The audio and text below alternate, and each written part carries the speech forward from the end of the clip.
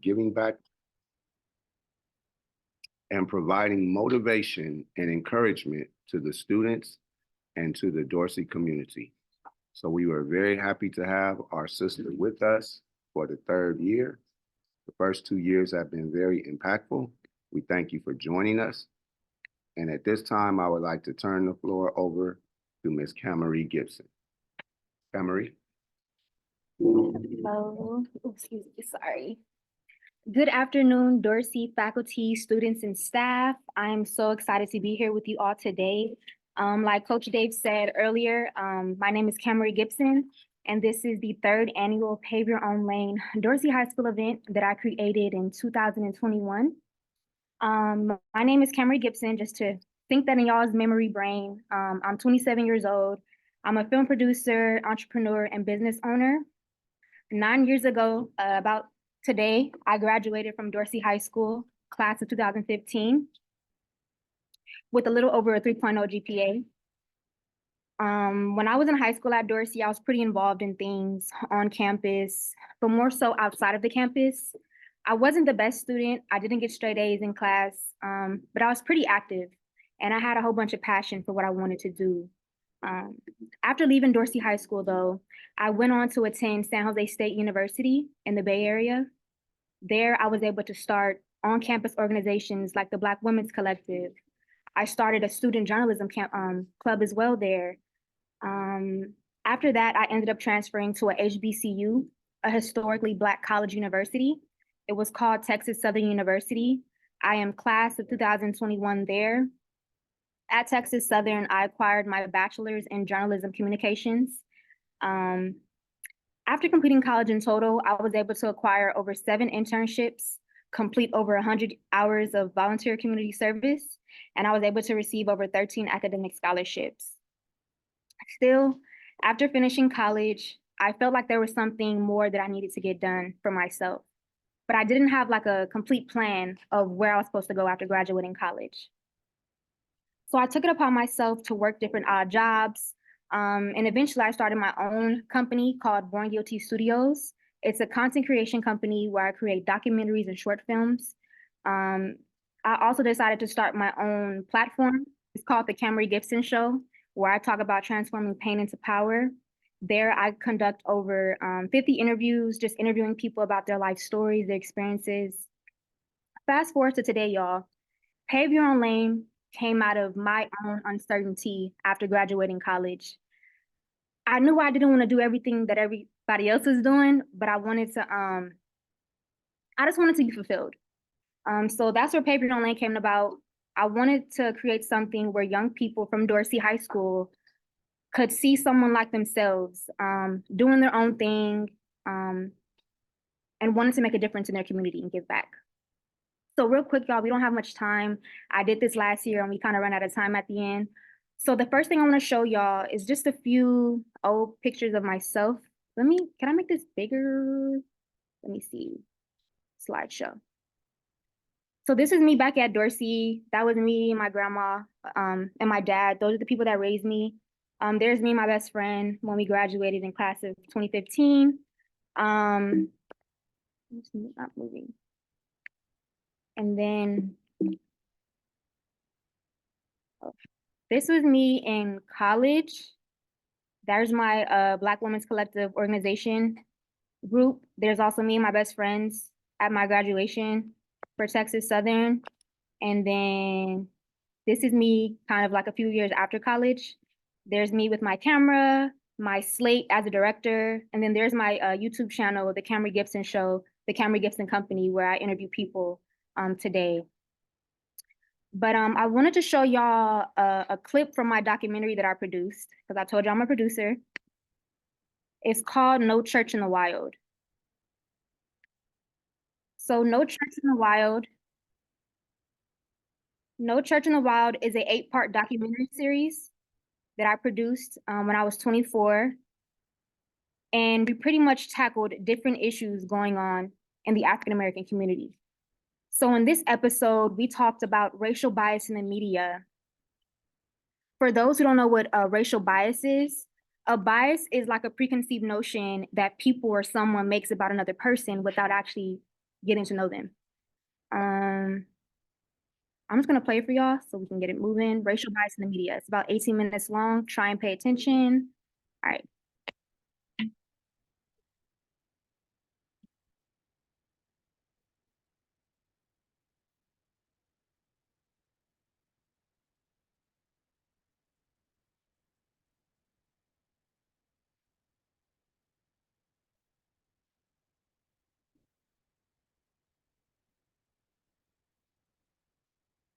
Racial bias in the media is what perpetuates the negative Black rhetoric, and it's what contributes to the negative impact on our community's collective psyche.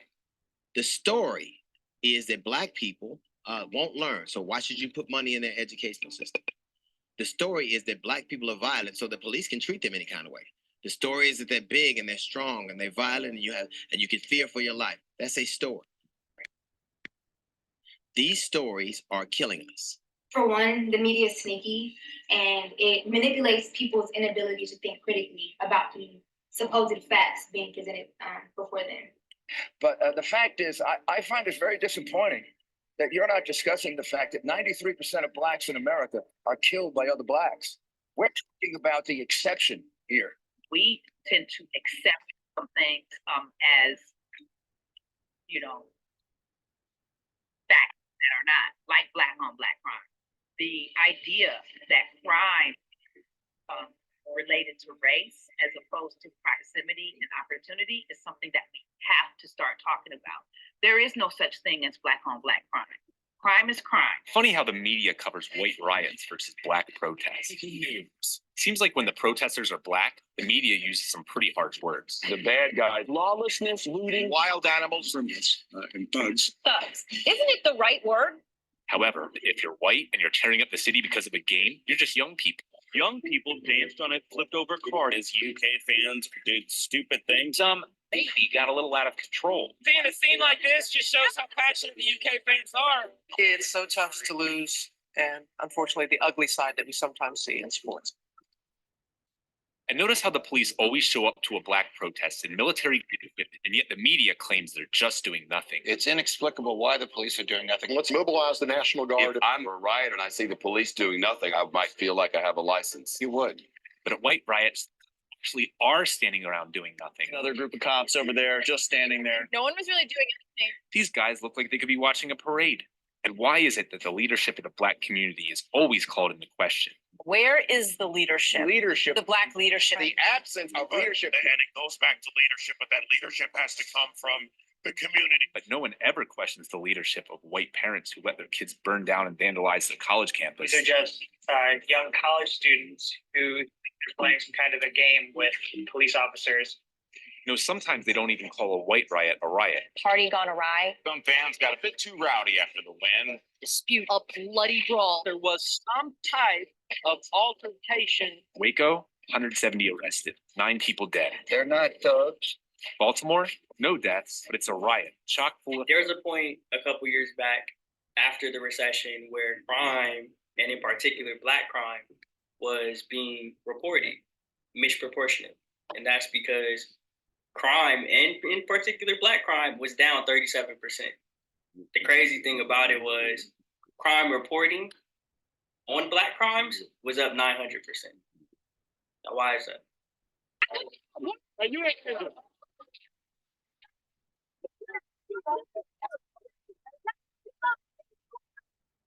Woman obviously so upset, and she, her fear is genuine. She says that she believes that wherever she is, she could get shot. So it's no more dangerous for her to be in the middle of that crowd. How do you respond to that? Well, her fear isn't real. It's based on emotion, and it's not based on anything factual that she'd be able to articulate. It's just out of control behavior. I'll tell you what she faces danger. She faces danger. It's being on the street in any American ghetto where the Black on Black crime is a bigger threat and a bigger problem in the Black community than the police use of force. We have to kind of break away from this notion that Black on Black crime exists. Crime exists in the Black community because of poverty, right? Our crimes are poverty driven.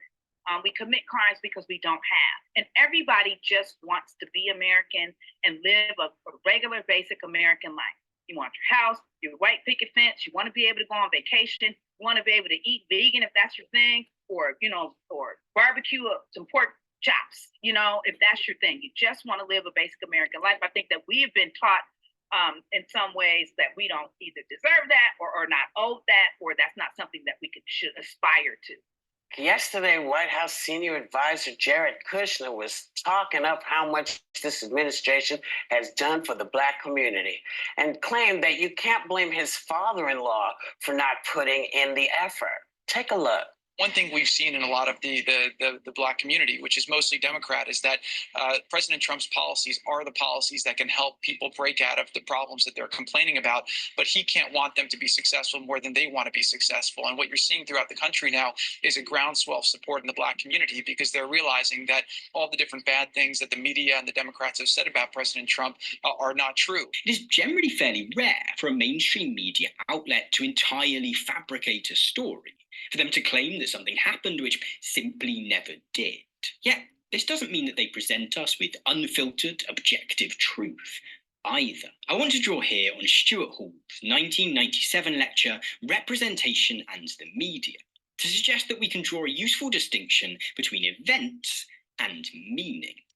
By an event, I mean a thing that is being reported on. In most instances, we can assume that the event on which a news report focuses did take place. Again, in our contemporary context in the so-called West, complete fabrications are, if not non-existent, relatively rare. Nevertheless, the news clearly does more than simply point to an event and say, this happened.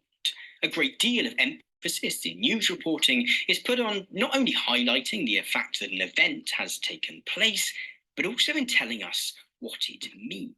The media is responsible also for how other countries around the world view African Americans, which isn't in a very positive light. I have friends from all across the globe. Two of my closest friends, one's from Barbados, the other one is from Nigeria. And, you talk to them about the images that they've seen of Black Americans growing up, and it was all negative, to the point where when they came to America, they didn't really want to move around, Black Americans, go to school with them, because they thought we were dangerous. Birth of the Nation, right? It introduced the concept of the buck. It introduced the concept that Black people, Black men in general, are unruly, and if Black people have power, this is what they're going to do to not only your community, but to your women. Right? I think the buck character in the movie kills a white woman, but that's the birth of the Jezebel, of the buck, of the mammy, and every other problematic stereotype in the media. One major category of anti-Black stereotypes portrays Black people as contented, faithful servants. My head's splitting. Well, lean back and really rub the back of your neck. Slavery's defenders used these depictions to argue that the institution couldn't be amoral because Black people enjoyed serving white families. While we leaving mountains high, he been good to us. Hardworking and loyal, the mammy figure was painted as deeply devoted to her white family. How am I going to take care of you and Miss Jessie if I ain't here? I's your cook and I want to stay your cook.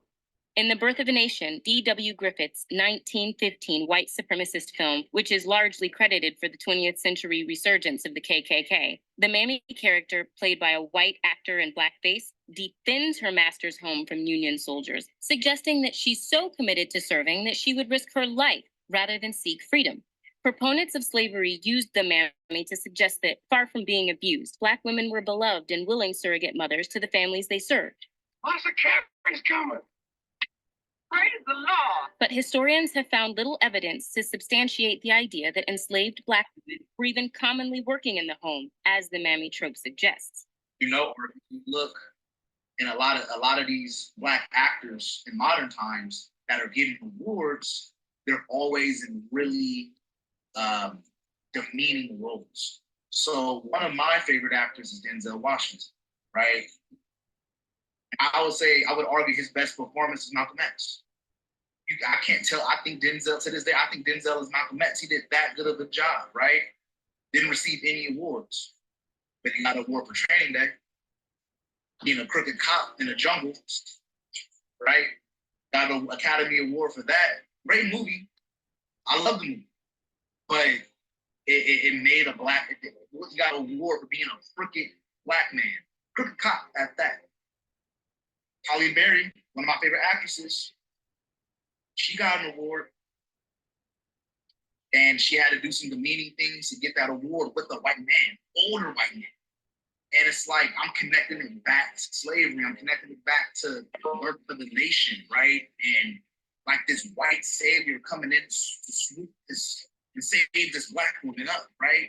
You think about most of the images you see of Black people post, I would say post like 1993 are typically negative images. You know, when they show Black males, we're usually involved in some kind of criminal activity, you know, or we're abusing Black women. You see that a lot on television. I mean, with Black women, it typically shows them as either, you know, single mothers, or it shows them, you know, as just sexual beings, or it shows them as like ball busters, you know. And so, but it doesn't show them as mothers, as wives, you know, as nurturing, as caring. You know, same thing with Black males. It doesn't show us often as fathers and husbands, community leaders. You know, it's typically all destructive behaviors. If I'm turning on music videos and every rapper is talking about guns, drugs, and wars, after a while, after a few years, you internalize those values and you think of yourself that way. And then others that are not of our community think of us that way. Michaela is a 7th grader at a majority white middle school. Responses completely change depending on the race of the children in the picture. Marcy and Renee are in school together and they're in the hallway, and I'd like you to tell me what you think is happening in this picture. She probably looks like she's gonna steal it because Marcia's like, oh no, what happened? And he's like, hey, look, $20. And so do you think that Renee is doing something good, bad, or just neutral? I think she's gonna take the money. Do you think that Renee and Marcy are likely to be friends or not? Not really. And what do you think about Marcy's parents? Do you think they'd be comfortable with her being friends with Renee or not?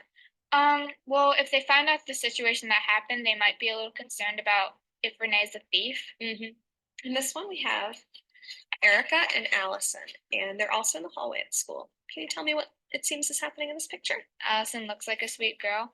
So I think that she would pick up Erica's money and give it back to her. Okay. So then, do you think Allison's doing something good, bad, or neutral? Pretty good. And what about Allison and Erica? Do you think they're probably friends or not so much? Yeah, they're probably friends. Okay. Do you think Erica's parents would like it if she was friends with Allison? Yeah. Her responses, according to our expert, Dr. Melanie Killen, could indicate a subconscious racial bias, a bias that kids develop from messages they hear at school, at home, the characters in the TV shows they watch, and what they see online. The media is a powerful tool. If you go to any elementary school right now and ask Black boys what they want to be, they're going to say NBA player, NFL player, or rapper. It's because they don't see lawyers on TV. They don't see astronauts on TV. They don't see Black business people on TV. You know, my uncle told me, man, you have a better shot at being the president of the United States than to be in the NBA. He's like, these are just mathematical, this is data, these are facts, right? But we put all our energy and everything we have into being a rapper, into being an NBA player. It's for 99.8% of us, it's not going to happen. But that's what they want you to think. They want you to think that's all you can do. That's the only way you can be successful. Outlets like World Star Hip Hop, the Jasmine brand, these are not Black American owned media outlets. However, they specialize in portraying Black Americans in the worst light possible. You've got to ask yourself, what is that about? Well, that's about white supremacy and white racism towards Black Americans being valuable. It pays. It pays to hate Black folks. Since the first colonizers arrived in the United States to this very moment, Wealthy elites have used the tools of theft, exclusion, and exploitation to expand their wealth and power to the detriment of Black, Latinx, Indigenous people, and marginalized people of color. It all boils down to this simple truth. Racism is profitable.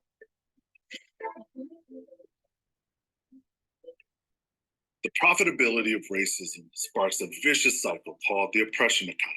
Elite institutions are motivated to suppress the economic vitality of people of color. That economic oppression in turn hinders our political power, and that political oppression kneecaps our ability to change the system.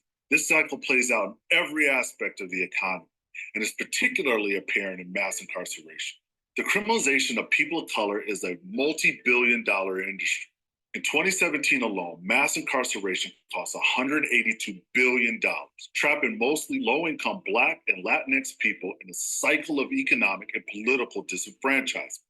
We have to get more people who look like us in those positions. We've got to get more people behind the cameras and in the executive rooms to ensure that our stories are being told.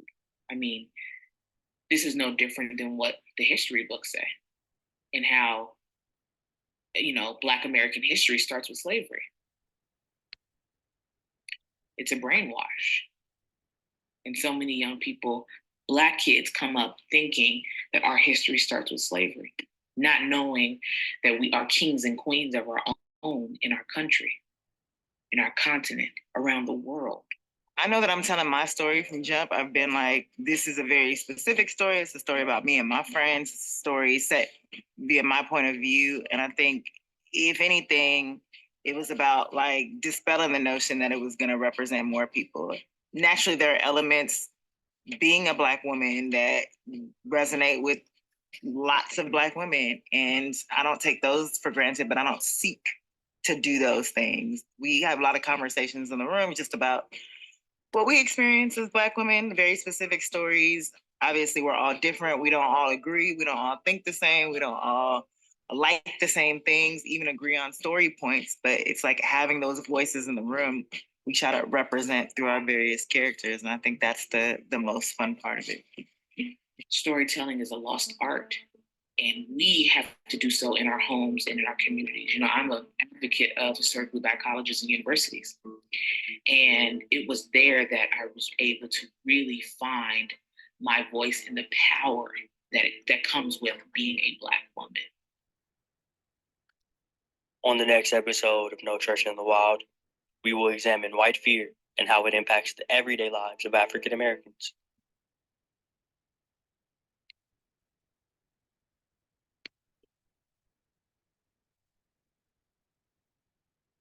All righty, everybody. I hope y'all liked that episode from our documentary series, No Church in the Wild. That was episode 5, I believe, Racial Bias in the Media.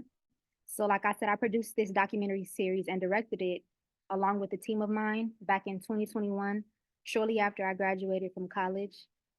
Texas Southern University is where I got my bachelor's in journalism communications. And yeah, y'all, I wanted to show y'all a clip of what I do for work. And now at this time, I want to move on to the Dorsey alumni panel that we have organized for y'all today. So we're just going to do a bit of Q&A. We're going to ask the alumni what they're up to now, what have they been doing, and what advice do they have for y'all as current high schoolers, So the first person, let's see who's on the call, who was able to make it. We have Roman is there. Hey, Roman. We also have Deandra. Let's see if there's Deandra. Deandra, are you there? Hi, Kimmery. Yes, I'm here. Hey, Deandra. Thank you so much. You both. Does anyone see Davion? I'm looking for Davion. A few people weren't able to make it just due to last minute, work obligations. It's in the middle of the week.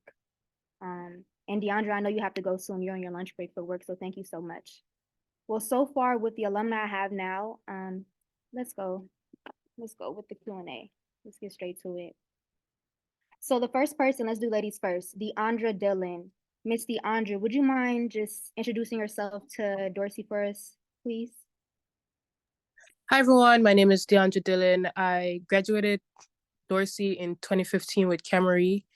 When I was at Dorsey, I was very much involved in like the Eco Club. I don't know if they still have that there. After graduating in 2015, I went to do my Bachelor's of Art in Environmental Science at Smith College in Massachusetts. And then I did a brief stint studying abroad, where I got my master's in Switzerland, in international history and politics. And I am currently working in real estate, doing leasing and sales of commercial properties. Right. DeAndre, thank you for that. Are you able to show your screen, or is there's like a blank screen? Yeah, I'm in my course. Yeah, I would rather not. But Oh, the you picture, can't? Okay, yeah, okay. I can. Yeah. I couldn't see your picture either. I was trying to make you the, the subject of the presentation right now. But thank you for that. So you said you got your master's in Switzerland? Yes, I studied abroad. When I was in college, I went to a small liberal arts school in Massachusetts, and they paid for me to study abroad during my junior year. And when I went, I really loved Europe. I loved the culture there, and I met amazing people. And I wanted to go back because I wanted to improve I was learning French, so I decided to get my master's. So after I graduated in college in 2019, I went back to start my master's in 2019, and I graduated in 2022. When I was in Europe, I got the chance to travel. I don't think I would have had those opportunities abroad for the first time or gone out of state to school. That's really cool, DeAndre. I didn't know about the Switzerland. Congratulations to you for that. It's really cool. Thank you.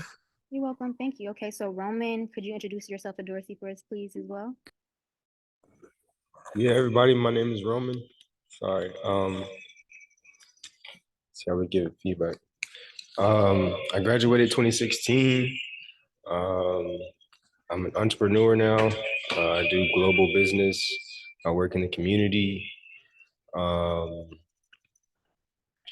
It's a lot. It's a lot I could say, so I'm trying to keep it as small as possible. But I think the most important part about my story is where it started.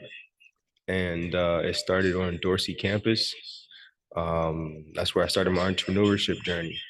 And I always share that during my 10th, 11th, and 12th grade year, I Roman, was, one yeah, sec. It's too much feedback. yeah. Would you mind You might stepping have to out? turn your volume down. Okay. Oh, okay. Okay. Oh, okay, okay. All right. 1 second, everybody. All right, cool. So I don't know if you guys can still hear me, but yeah. So one of the important things about my journey is I made a lot of money during high school doing entrepreneurship, and so that's where like the inception of like who I believed I was going to be after high school. I always share that I think my last year at Dorsey, I made about 60,000, and that was from selling chips, candies, sodas, all different type of snacks. And after high school, I just, I said, well, how can I continue this journey of entrepreneurship? So I went on to start from businesses. I live in Africa now. I have a manufacturing company in Africa, and we make luggage. We make luxury luggage. We have our luggage in retail stores. I do a lot of technology-based stuff. As I was going to Dorsey, I actually did the robotics program that was here at the Magnet Park. And so recently, I invested into a robotics program. The company is called South LA Robotics. You guys can search it up online. It's pretty much a robotics program for the youth, for people who are, I think, from ages 6 to, I think, 17, 18. And I'm working with them on really creating some powerful projects for the community. It's so many different things I can share, but I want to keep it as simple as possible. But I started here at Dorsey, and I just want to be a beacon of light to all the students that are watching. If you want to be a millionaire, like, you can do it and you can start today. So yeah. Thank you for that, Roman. That's really cool about you making that transition over there, out of the country of US and into Africa, the motherland. DeAndre, real quick, I know you're on your lunch break. What's going on with that? DeAndre? What were you saying? What was the question? I know you're on your lunch break right now. Are we good? You have to go soon? Yes. Okay, can I ask you one last question before you go? Yeah, go ahead. Okay, so what would you tell current high school students with the wisdom you have now? What would you tell them with the wisdom you have today? I would tell them to get out of their comfort zone, because that's where you get to expand who you are. When you're comfortable, you sit and you don't really expand. But when you get out of your comfort zone, when you do things when you're scared, you have your dreams, and you may put it off all the time because you're like, I don't think I'll ever get there. But when you have an urge, like you're like, I want to go to college, I want to be a doctor, I want to become an entrepreneur, start reaching out to people, even if you think that the answer will be no. I'm in real estate now, and I have to talk to a lot of people. I get a lot of rejection every day.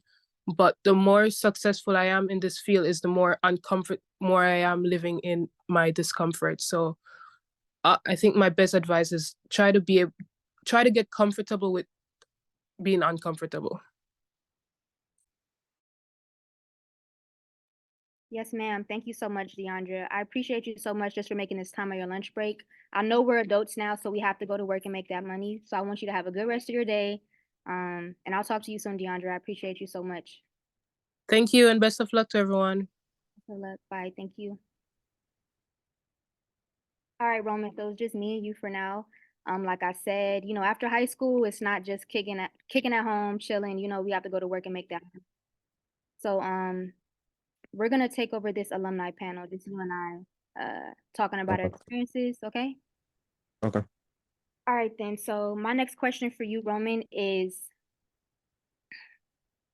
was there an experience that wasn't so pleasant that you had while at Dorsey High School? Was there an? Yeah. Yeah. I could talk. That's actually what made me really leave Dorsey. I think my last year was because I was fed up. I had a lot of gang violence at the time. So let me see. My most recent memory, I was actually going to, what was this? It's a food spot down here. I can't think of the name, but I was going there to eat, and I think I was coming back for football practice, and I got robbed. And I've been robbed like plenty of times before, coming to Dorsey, but I think this this robbery that had happened to me, it really like was my last straw.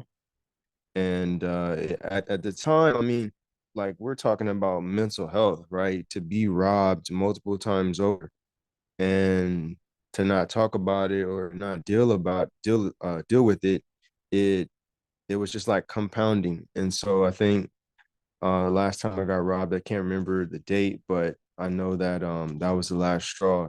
It was actually somebody who was on the football team, but they really weren't playing. Like, they were like one of the football players that was always getting in trouble and stuff like that. So they really wasn't playing, but they came to like a few practices, and then, just one of the troublemakers. He was involved with it. And so, at the time, like I said, I was making um at least 60,000 that year. I think I was probably making more in my 12th grade year. Um, and so at the time, I think hoverboards were out, if you guys remember the hoverboards. And, I was riding my hoverboard to and from class, like, you know, just using it as like a piece of transportation. It was only like 300 or $400.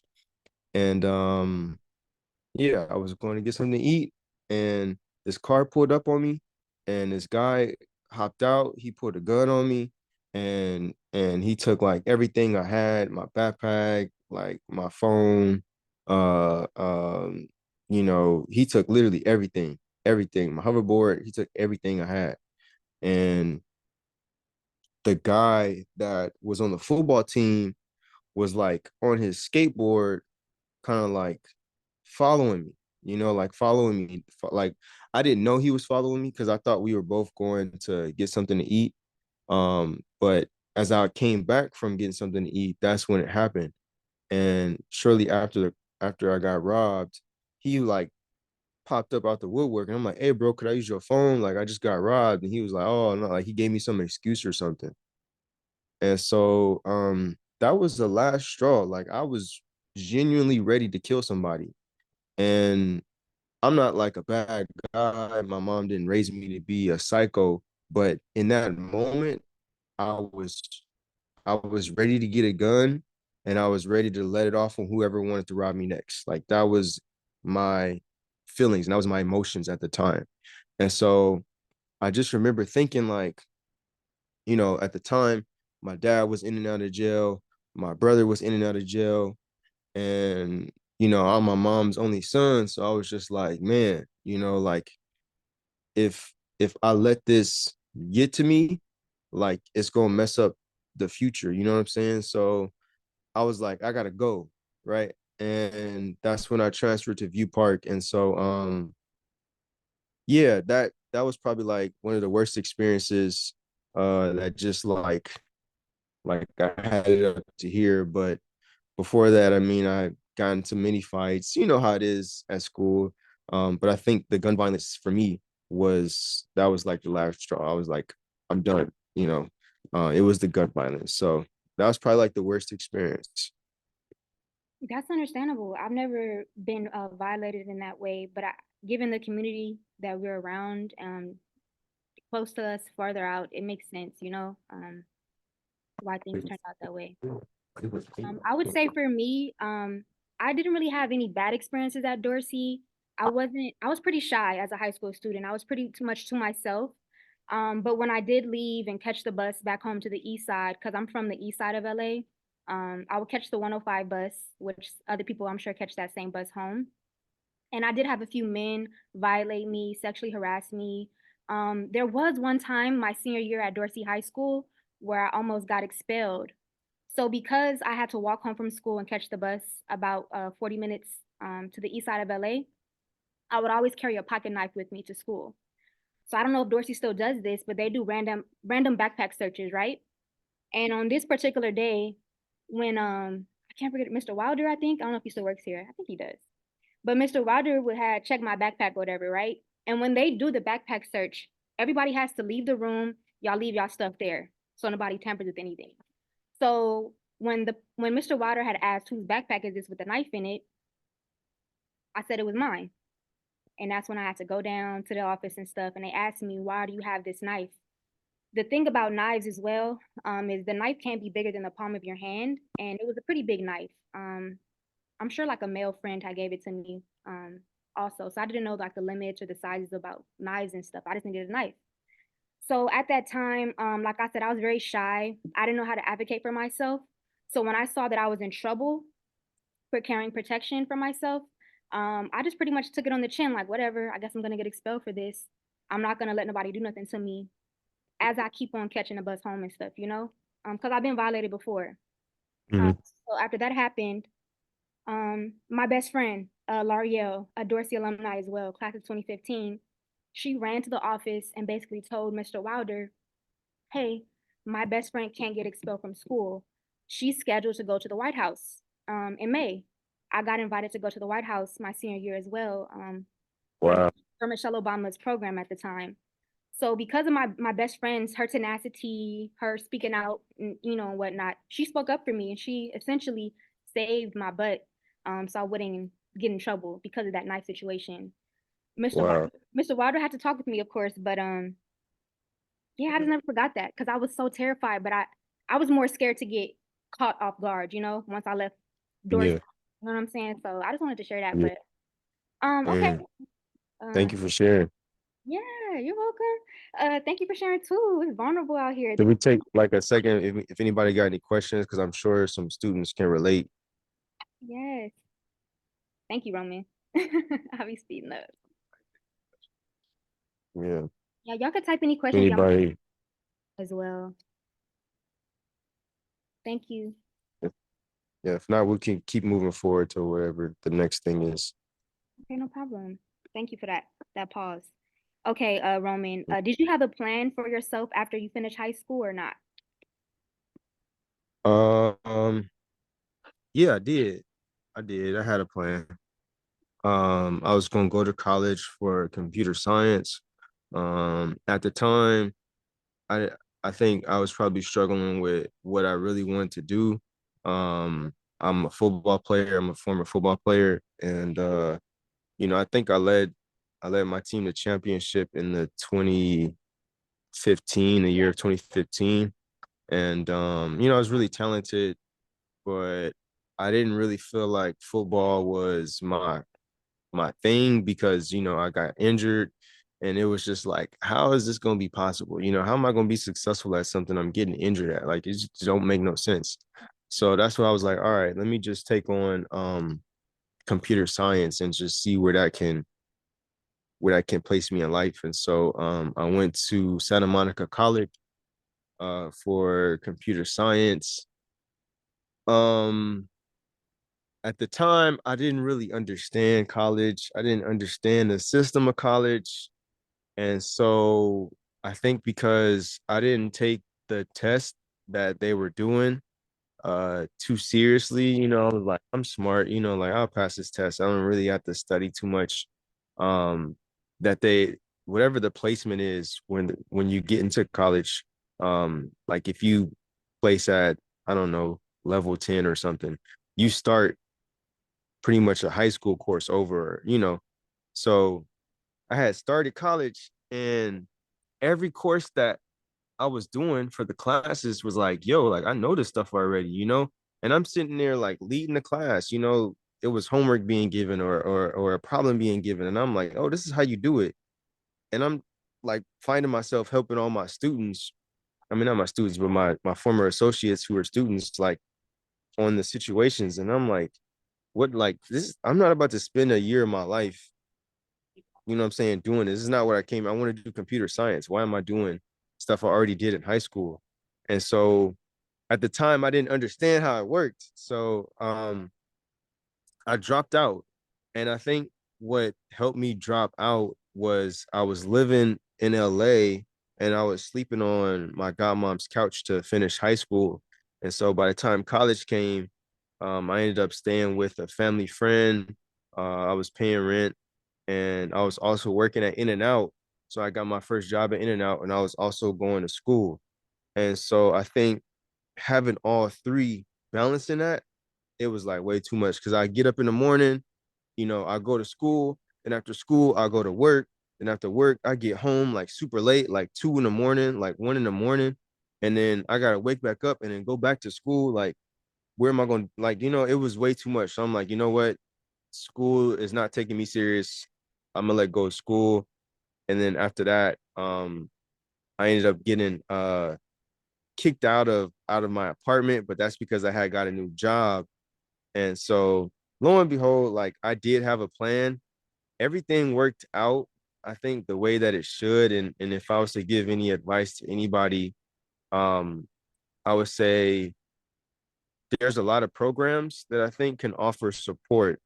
And for me, I wasn't really attached to like a mentor or an advisor or somebody who could have like, held my hand through college.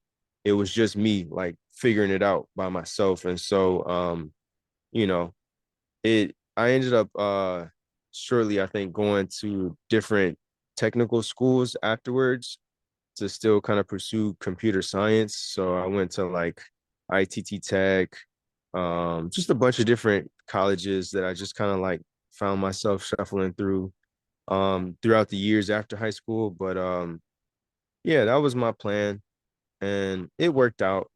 I've still used the skill sets and stuff that I learned from high school, I think, um, today, in the work that I'm doing. So either way, I walked away with a W. I feel like, Yes. yeah. Ms. Nets has said, talk about your Lego event at Dorsey. You had a Lego event. Oh, yeah, yeah, yeah. So I think my last year at Dorsey, I was in a robotics program, and I took it serious. Like, I took it serious to the point where I put making money on hold. So like I said before, I was making a bunch of money in high school. I was making like an average $400 to $800 a day. Um, and at the time, I think robotics was like, yo, like I think I see my future here. I really want to be a robotics champion. So Dorsey had a Lego event in this basketball court right here. And at the time, I think my team was the first to make it to the event with an actual robot and to actually get the robot on the map and like, place.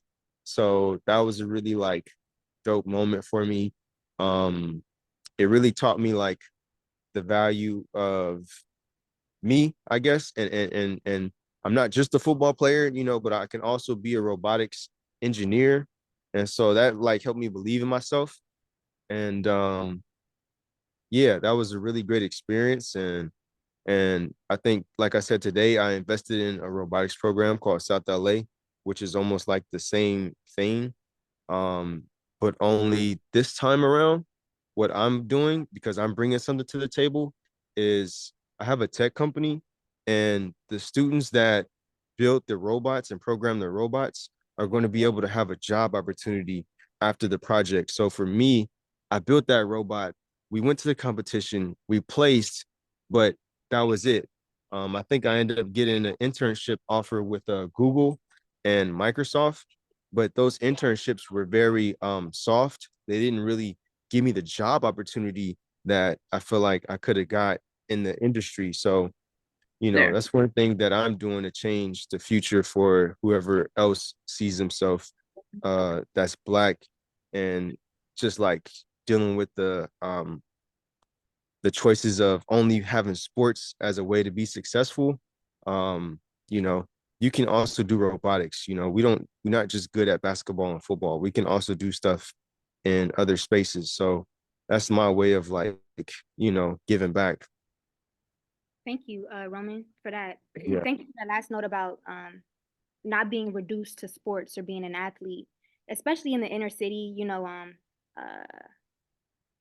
I didn't play no sports. I wasn't involved in no sports, not an athletic person at all. So I knew sports wasn't going to be my way out of anything.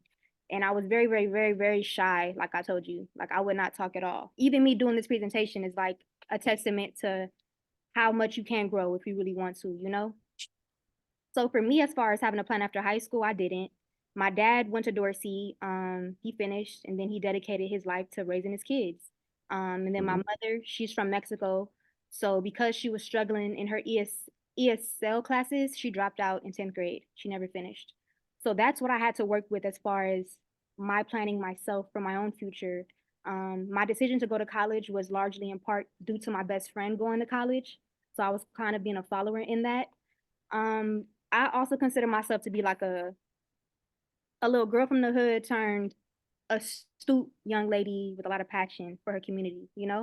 When I came to Dorsey, it was actually my third high school. I got expelled from my first high school because I got in a fight with a young woman, and I got charged with battery on a police officer at 15 years old. So I had to go to another school, and then eventually I transferred, ended up at Dorsey. I was dating a gangbanger at the time who was my boyfriend, my high school sweetheart. He has since then passed away due to gun violence.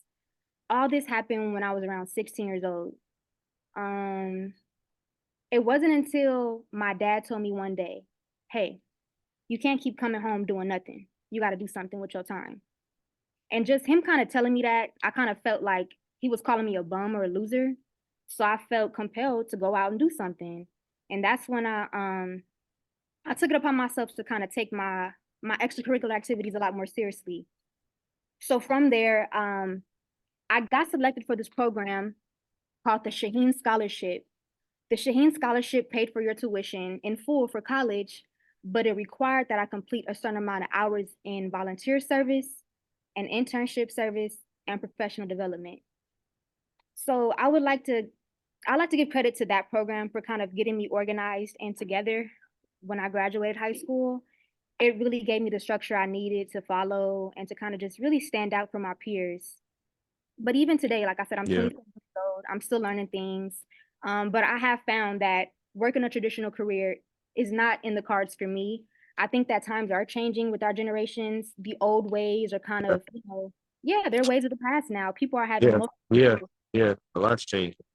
Yeah, exactly. So I think that beforehand, I thought that I was a failure because I didn't want to go the traditional route, of a doctor or a lawyer. But I found that it's also empowering to pave your own lane and do your own thing, if the opportunities allow you to do so. Were you gonna say something else, Roman?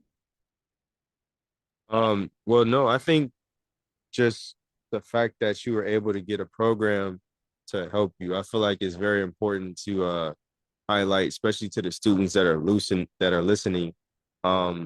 Like you need help, you know what I'm saying? I think in high school I had this expectation and this belief that because I didn't have it figured out, that I was going to be like a bum, you know what I'm saying? I was going to be like somebody that's not important. But like you can't be successful by yourself. You know what I'm saying? Like all the success that I've acquired in the past few years have been through community, have been through partnership, has been through somebody helping me. And so it's very important, students, to reach out and get as much help as you can. Like you're not less than just because you're getting helped. And I think for me too, like I also felt like, getting help meant like I was handicapped or something. You know what I'm saying? Um, and so, yeah, I just want people to feel more comfortable about getting help or taking advantage of, programs that are available to help you through school and things like that. Like that's how you're gonna get there. You know what I'm saying? You can't get there on your own. So yeah, yeah. Exactly. No, it really does take a village. I would not be here today without all of my mentors, my teachers, Coach Dave, my parents, my friends, everybody. People who let me sleep on their couch too, sleep on their Shout out to floor. Coach Dave. Yeah, exactly. Shout out to Coach Dave. I call him the Yeah, Dorsey Dad for real. Yeah, for real, for yeah, real. Um, yeah. but my last question, because it's almost time to go. This was kind of cool too. It was more intimate. Um, I would say if you could do it all over again, I'm talking about high school. What Mhm. would If I could do it all over again, I would I would have mentors in high school, right? I would stop treating high school like it was it was a program for me to mess up or like a program for me to just make it through. Like I would start treating high school as if I was an adult and being like, how can I take advantages? How can I rule the world today? Like how can I, what I'm saying, take over everything?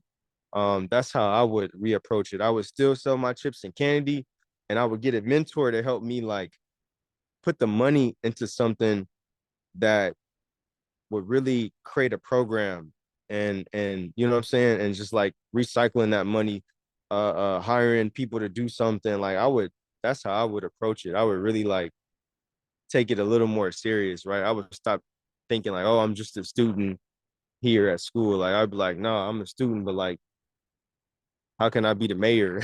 Like that's kind of like the mind. If I did it all over again, that's the mindset I would go into it with it.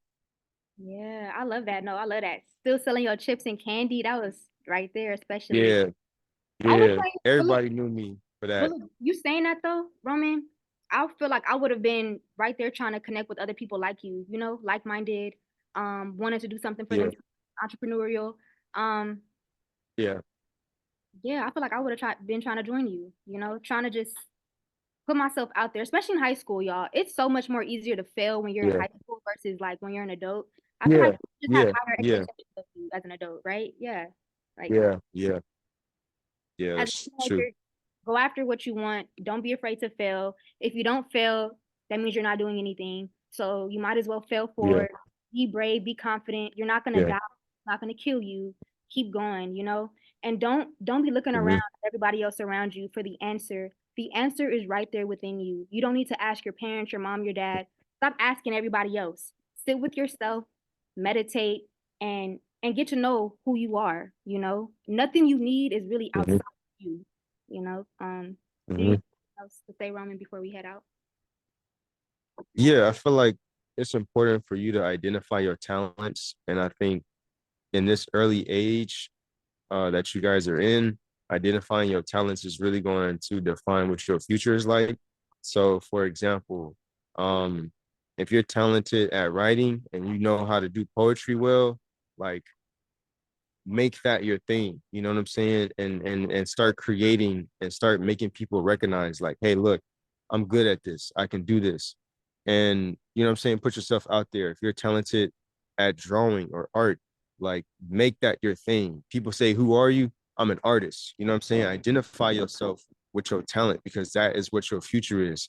I know for me, like the reason why I have so many businesses is because I've been able to identify all the talents that I have, right? And so, for example, selling chips and candy requires logistics, it requires planning, it requires getting your money, going to the store, buying a product, knowing how much you're going to resell the product for, coming to the school, being organized enough to not get caught, and then also positioning myself to be able to make money in places that I'm not, right? So I had 4 or 5 of my friends with at least 90 to 100 items in different areas. So I had one friend, his name was Leon. He would sit here and he would sell 100 items, chips, candy, whatever it is, and he would like take over this area.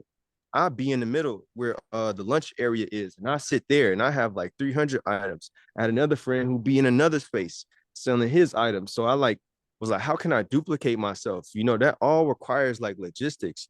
And I identified with that talent. And so when I got into different industries that I was in, I was like, I could do this. Oh, I could do, like, you know what I'm saying? Like we could do it. I took the same experience that I got from high school and kind of like applied it to the companies that I started working for. And that like set me apart from everybody else. So by the time I was 19, I was stacked. I was making over 100,000. I had my dream car. I was staying at a house on the beach. I bought my mom a car. Like I was doing it at 19 years old. Like I was doing it. And that's because I think I identify with my talent. I didn't really understand it like how I do now. But now that I understand it, like I can give you guys the game, identify with your talent. Cause that's, you know what I'm saying? It's your God-given talent. Your God-given talent. So that's how you're gonna win in life. You got to identify with that. Yes, sir. Roman, thank you for getting us activated. If anybody has any questions, y'all could put them in the chat. I appreciate everyone so much for joining this call, this presentation. I get super nervous doing these presentations, y'all. But I really wanted to be here. I really enjoy just being able to come back, pause and reflect on where I was. You know, it's about to be my 10-year high school reunion next year. I can't believe it. So I don't know.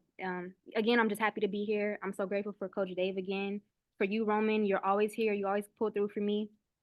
That's also a testament, like I say, to the Dorsey alumni love. That thing is real. Yeah, we care. Yeah, we care. We actually, I've been doing a Dorsey Fund for the past 2 years. So we put our money together. We put like each of us donate $50 to $100, and then we use that and we give it to the school, and the school picks a student and helps them with their scholarship payments and stuff like that. Like helps purchase books, whatever it is that they need to do to get into a better career. So like we care, you know what I'm saying? This is where I came from. Like I said, I made all of my money here. This is really where my roots is. So anything I could do to help any student, like I'm gonna do it. If you want an internship, hit me up. I can expose you. I got a global company that started in Africa. Like I can expose you to all the opportunities that's out there. So we care. We here for y'all. Reach out to us because like, you know, that's how you gonna win. Yeah, don't be scary. Does anybody have any questions? No questions. No questions. But this is Roman's mama, and I would like to say I'm so proud of him. I'm not going to embarrass him. I'm so proud of both of you ladies. I mean, both of you young people. The other young lady that was on. I'm proud of all of you all. Listen, whoever's on this link, listen to what these two young people are sharing. because they have come a long way, and by the grace of God, they are still here today. So God bless you, young people. Thank you, Mom. Thank you so much, Mama. Thank you. Thank you. Ooh, that was you in the chat. You had us fired up. Thank you so much. All right, well, if y'all don't have any questions, Coach Dave, did you want to say anything before you wrap it up?